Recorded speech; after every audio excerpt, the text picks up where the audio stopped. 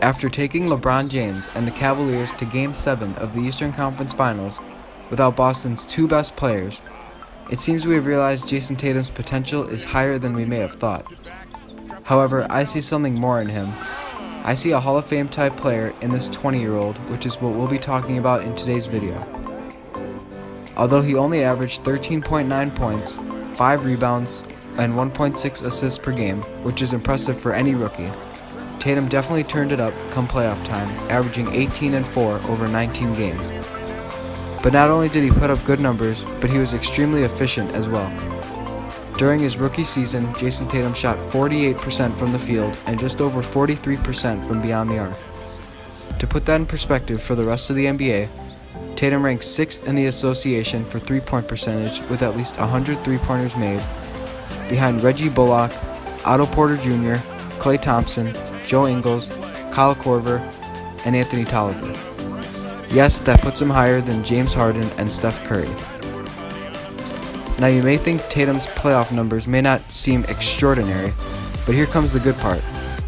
Tatum scored 351 points in last year's postseason. That number is 1 point short of Lou Alcindor, or more commonly known as Kareem Abdul-Jabbar. And just in case you weren't familiar, Kareem is the all-time leading scorer.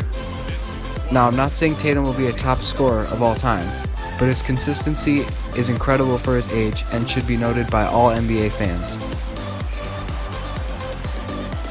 Not only did Jayson Tatum earn respect from NBA fans worldwide, but he seemed to have gained a royal compliment. It's fair to say Tatum went toe-to-toe with the greatest player in basketball in Game 7 last season, and LeBron definitely had something to say about it. "I just love everything about the kid, the way he plays the game, his demeanor, where he comes from," James said. "I just know he's built for stardom. He's built for success, and that's both on and off the floor. If that isn't high praise, then I don't know what is." Next, we have to remember Jayson Tatum is in a system. If you don't know what I mean by that, go watch some 21st Century Spurs highlights. Anyway, with Tatum being a systematic player, we have to realize that stats won't mean everything, but more actual playmaking abilities and talents. Of course, Tatum could have averaged around 20 points per game on a number of teams, but because he isn't necessarily a top 3 player on his team yet, that allows other players like Kyrie Irving, Gordon Hayward, and Al Horford to get slightly more opportunities to shine. But what would a system be without a great coach? Brad Stevens is a phenomenal coach, and personally my pick for Coach of the Year next season.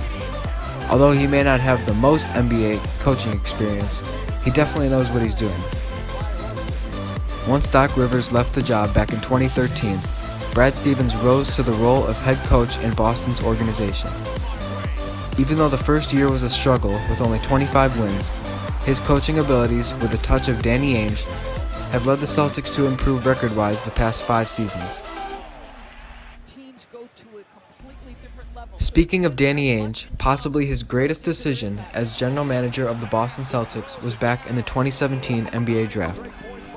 After securing the Brooklyn Nets' 2017 first-round pick, they actually won the lottery, giving them the number 1 overall pick. The 2017 draft class was highlighted by players such as Markelle Fultz, Lonzo Ball, Jayson Tatum, De'Aaron Fox, Josh Jackson, Lauri Markkanen, and Kyle Kuzma.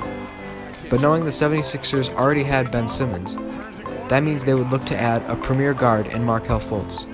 So what did Danny Ainge do? He traded the number 1 overall pick for the 3rd pick, which was used to draft Tatum, and many more for the coming years. So all in all, we know the Celtics are pretty good. They have a top 3 point guard when healthy, a veteran all-star Al Horford, Gordon Hayward coming back from his year-long injury, a rising star in Jaylen Brown, one of the best benches in the league, a top 3 coach, outstanding management, and not to mention one of the players in the league with the most potential in my eyes, Jayson Tatum. I believe with this team staying together, except for maybe Kyrie Irving next free agency, we see the Boston Celtics as an NBA dynasty for the next decade. But in the coming years, their leader won't be Kyrie or Horford or Hayward. It'll be Tatum. You may not see it now, but trust me, in the next few years or so, you will see Jayson Tatum playing like an NBA superstar. Make sure to drop a like on this video if you enjoyed. Also, comment below what player you'd like me to talk about next. Thank you all so much for watching, and I'll see you in the next one.